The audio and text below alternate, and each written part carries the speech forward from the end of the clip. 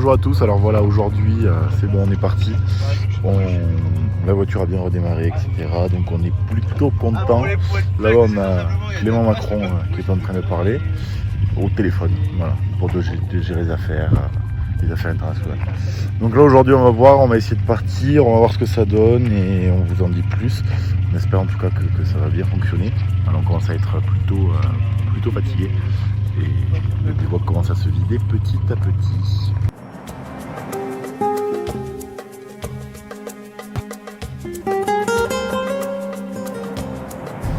Droite, Alain, première étape de la journée. Ça va faire bip. On passe l'arche. On est parti. Bon, la voiture pour le coup a l'air de mieux rouler, largement. On a de la reprise. Merci aux mécanos qui ont travaillé une grande partie de la nuit pour nous permettre aujourd'hui d'être là. Si aujourd'hui on ne crève pas, je ne m'appelle plus Alan.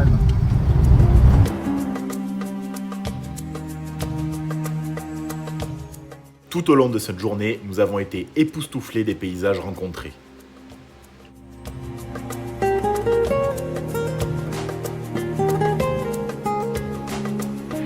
Clément, où est-ce qu'on est là?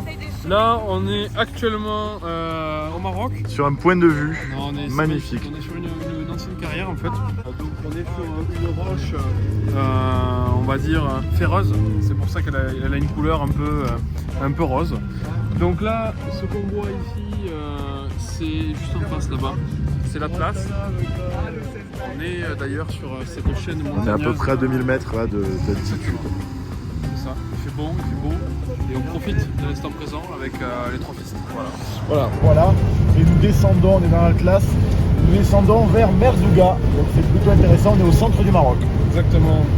Donc voilà, donc là moi j'ai le rôle de copilote, c'est-à-dire que je suis le carnet de route qui est là et j'ai mon trip meter qui est, donc c'est mon téléphone là, que là j'utilise pour prendre la vidéo. Mais sinon j'ai mon trip meter qui est activé. Et donc là, voilà, je guide Alan sur les dangers qu'il peut y avoir sur la route. Je fais office de Waze. Donc comment fonctionne un roadbook? On a ici le kilométrage total, ici le kilométrage partiel de chaque étape. Et on a des informations en fait qui nous disent par où s'orienter, les contrôles de vitesse, les dangers qu'il peut y avoir sur la route. Pendant un moment on était en tête de convoi, là on a quelques 4L devant nous, mais on continue quand même à faire le trip parce que les 4L devant nous peuvent se tromper et la confiance n'exclut jamais le contrôle.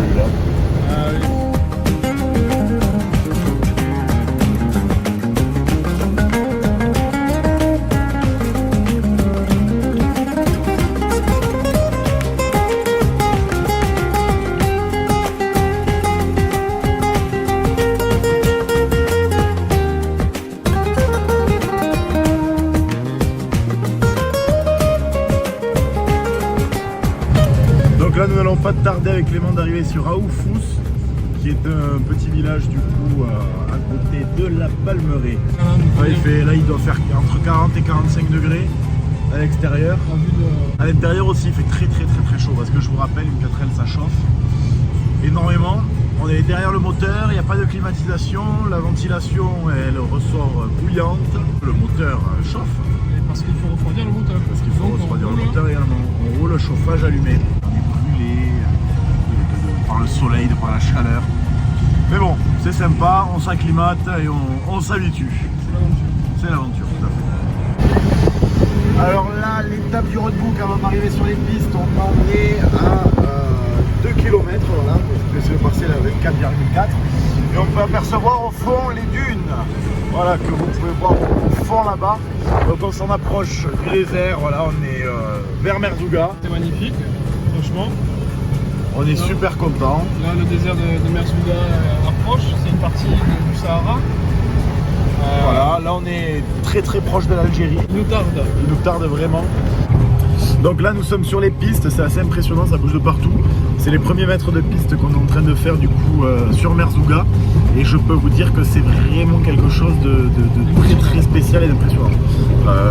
Je vous montre ça de l'autre côté. C'est-à-dire qu'en fait ça bouge de partout, le volant on a l'impression de prendre des cailloux alors que pas forcément, alors qu'on les évite. Voilà, et qu'on est en plus à 20 km/h. On va suivre le cap en plus avec la boussole pour le coup. Et le roadbook ici. Voilà, on a une autre boussole de plus. Tu as ressenti Clément sur cette conduite? Génial, c'est un régal, vraiment.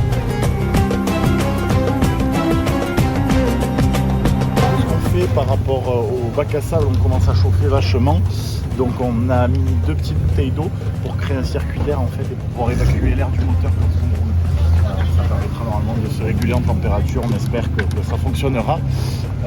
Quoi de plus, et ce soir on va essayer de voir avec l'assistance pour gagner en température parce qu'on chauffe énormément.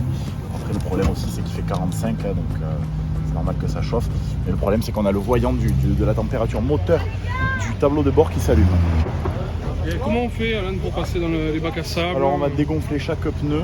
Premier bac à sable, on se met à fond sur la seconde, il ne faut pas freiner, sinon ça bloque. Il ne faut surtout pas freiner, c'est parti. Allez, on passe. Ça passe super bien. Bravo Clément, le pilote. Wouh, France, il y en a un autre. Du con. On a explosé la voiture. Non, elle roule bien après, non?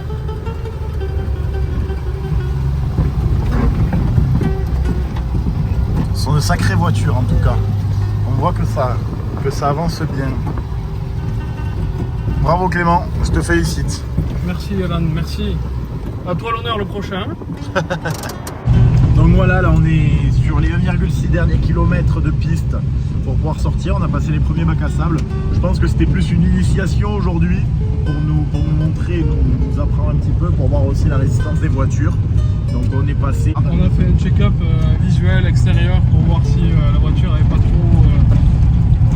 quand même pris et visiblement ça va. Alors c'est très impressionnant parce que ça tape beaucoup, mais c'est bien, c'est très bien.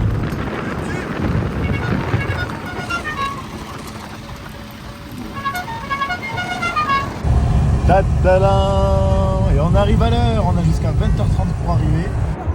Bon Clément, qu'est-ce qu'on va faire ici? Donc là, avec Alan, on vient de se stationner devant le tapis rouge des enfants du désert.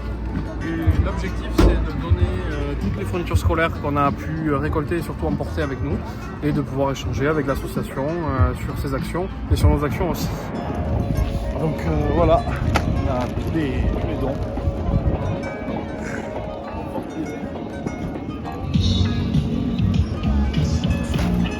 Donc dans tous ces dons, on a des packs neufs du coup, de stylos divers et variés, des trousses, voilà, des jouets, on a des peluches. On a un deuxième sac comme ça également qu'on va amener également. Allez, on va chercher l'autre sac, Alan. Allez, c'est parti. En fait, ce sont les enfants qui viennent justement chercher les fournitures, donc on vient de jouer avec eux au foot. Et voilà, et donc ils sont super gentils. Ils sont contents, ils ont hâte de pouvoir ouvrir et regarder tout ce qu'il y a. Voilà. Et encore, c'est pas tout, on est arrivé dans les premiers équipages de l'épreuve d'aujourd'hui. Donc quand tout le monde arrivera tout à l'heure, ça risque d'être impressionnant, oui. N'est-ce pas? Ouais, parfait. Voilà. Et regardez cette vue sur le désert du Sahara.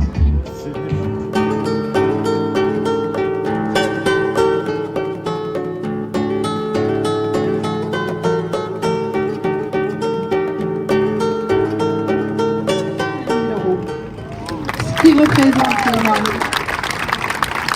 à savoir qu'à aujourd'hui, la construction d'une salle de classe, alors on s'est pris une claque ces derniers mois, un peu comme partout dans le monde, les prix ont flambé et on est à peu près à 13 000 € la construction de salle de classe.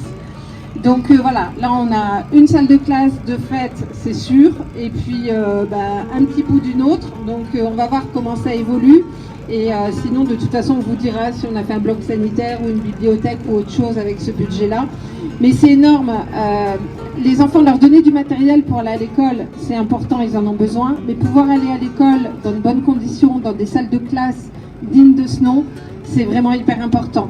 Et comme on vous le dit dans le film, on travaille en collaboration avec les autorités locales. Participons à ça. Bon, qu'est-ce qu'on fait? Donc là, on va aller manger. Couscous time. C'est quoi, pardon? Couscous time. Magnifique. Ah, je commence à me péter le bide là. Il y a un petit espace restaurant qui est prévu à cet effet. Magnifique. Dédié par Desert Tour pour le 4 Trophy. Et donc voilà. Et on est au bord des dunes, dans le désert du Sahara. On est au bord du Sahara, c'est magnifique. Donc là, en fait, les gens se servent. Et ensuite, on a un grand campement sur lequel on peut se restaurer. Marocain. À la marocaine, c'est ça. Par terre, On montrera notre à la bonne plat et franquette. à tout à l'heure. Bon, vous aimez bien alors ou pas ce repas? C'est bon? Alors c'est une sorte de ces espèces de pâtes avec des légumes. Ça va Clément? Ouais, ça va super bien, c'est très bon, on se régale. On s'est fait une nouvelle amie, voilà, qui travaille dans l'informatique. Développeuse.